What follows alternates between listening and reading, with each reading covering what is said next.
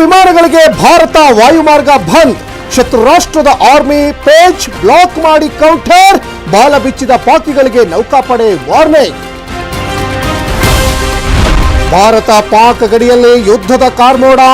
ಶಹಬಾಜ್ ಜೊತೆ America secretary ಮಾತುಕತೆ. ಜೈಶಂಕರ್ಗೂ ಕರೆ ಮಾಡಿ ದಾಳಿ ಖಂಡಿಸಿದ ರುಬಿಯೋ.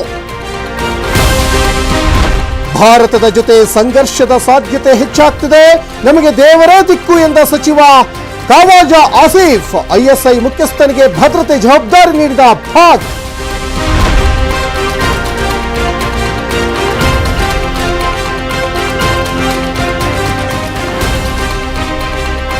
ಪಹಲ್ಗಾಮ್ ತನಿಖೆ ಚುರುಕುಗೊಳಿಸಿದ ಎನ್ಐಎ. ಸತತ 12 ಗಂಟೆಗಳ ಕಾಲ ಶೋಧ ಕಾರ್ಯ.